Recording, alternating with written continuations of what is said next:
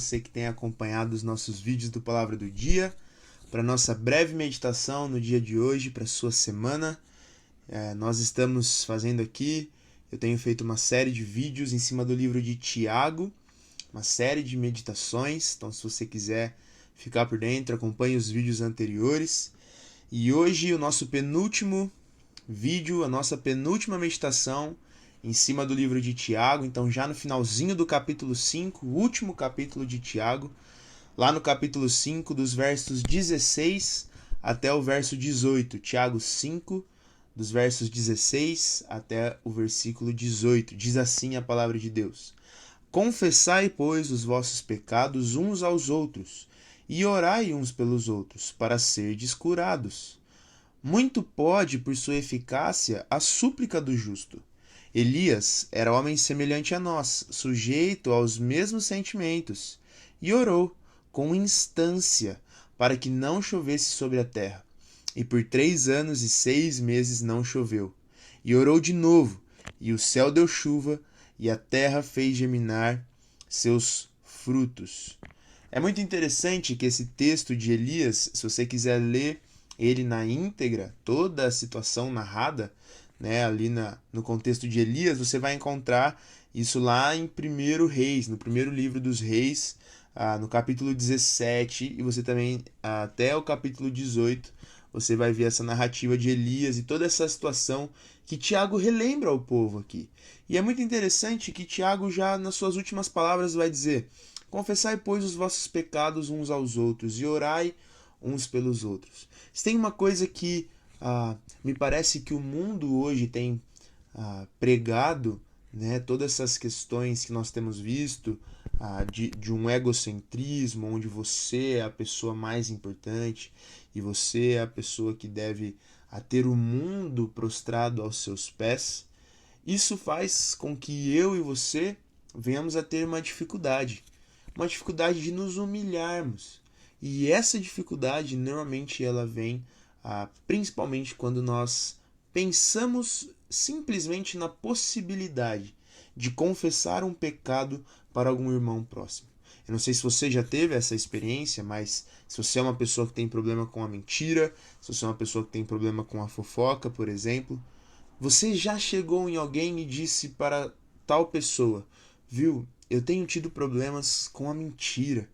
Eu tenho sido muito tentado nessa área e tenho mentido muito, mas eu gostaria que você orasse comigo e me ajudasse a não apenas deixar a mentira, como o texto bíblico vai dizer, mas que eu possa ser uma pessoa verdadeira, onde a verdade seja conhecida em minha vida, e não que eu venha a ser conhecido e reconhecido como um mentiroso.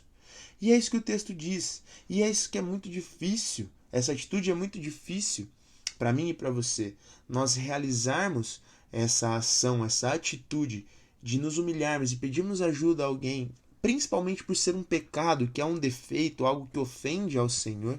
Isso é muito difícil. Mas olha que interessante que Tiago traz um consolo e uma palavra aqui que deve trazer um refrigério para mim e para você. Porque ele diz que se nós confessarmos os nossos pecados uns aos outros, nós seremos curados. Perceba que aqui é um desafio de que Tiago ele diz: confesse, ore junto com o seu irmão, para que você seja curado e para que você caminhe em direção à vontade e a viver a sua vida para a honra e glória do Senhor. E aqui agora Tiago entra ao dizer que Elias era um homem semelhante a nós, ou seja, Tiago traz isso aqui porque no contexto do povo ali em que Tiago escreveu, você vai perceber que existiam ali judeus que eram muito apegados ainda à Torá, à lei e às palavras dos profetas, e alguns ainda não acreditavam que Jesus era o Messias, e isso acarretou em Tiago entender que seria uma boa oportunidade para a igreja que fosse ler a carta, entendesse que Elias, ele era como qualquer outro ser humano. Ele era um pecador, carente e necessitava da bondade e da graça de Deus todos os dias em sua vida, mas perceba que a vida de Elias, uma vida apegada ao Senhor, de relacionamento íntimo e profundo com Deus, que Deus usou a vida de Elias e respondeu às orações de Elias a tal ponto de que aquilo que Elias pediu para que pudesse provar e comprovar o poder de Deus, sem precisar Deus fazer isso em nenhum momento, mas assim Deus o fez. E isso deve trazer para o meu e para o seu coração um ensinamento de que a oração, ela é o primeiro passo para uma vida de um bom, um ótimo, um excelente relacionamento com Deus. Quando nós nos colocamos prontamente a orar, quando nós oramos no começo do nosso dia, quando a oração ela faz parte da minha e da sua rotina, certamente as outras áreas que são necessárias para desfrutarmos e desenvolvermos o relacionamento com Deus, elas acontecerão naturalmente. Porque o primeiro passo é a oração, e a oração, se nós pensarmos, é nos colocarmos perante Deus, nos humilharmos perante ao Senhor, colocarmos toda a nossa dependência perante a Deus. E aí Tiago vem e fala: agora vocês orem, se coloquem perante Deus, mas ainda mais, caminhem junto com os irmãos.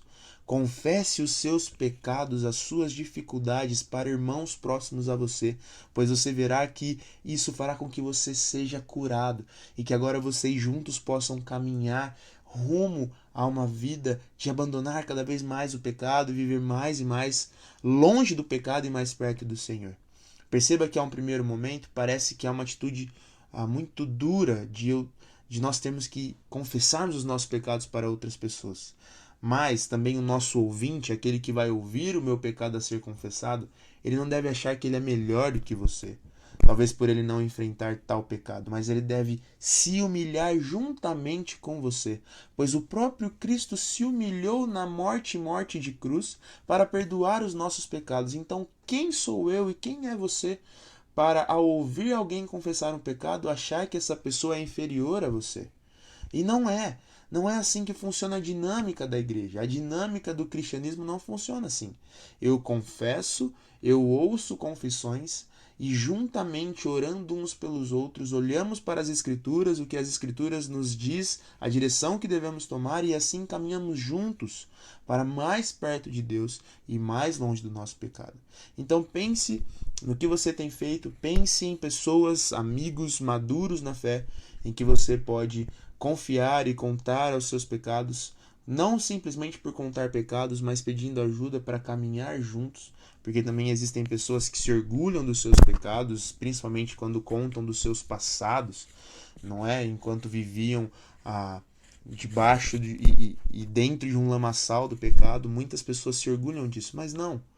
Conte os seus pecados, aquilo que você tem passado por dificuldades hoje, para que juntos vocês e nós como igreja possamos caminhar para mais perto daquilo que Deus espera que sejamos, baseado nas Escrituras, e mais longe do pecado que tenazmente nos assedia. Que você possa refletir sobre isso e caminhar dia a dia na luta, na força do nosso Deus, debaixo da graça e da bondade do nosso Deus. Que Deus abençoe ricamente a sua vida em nome de Jesus.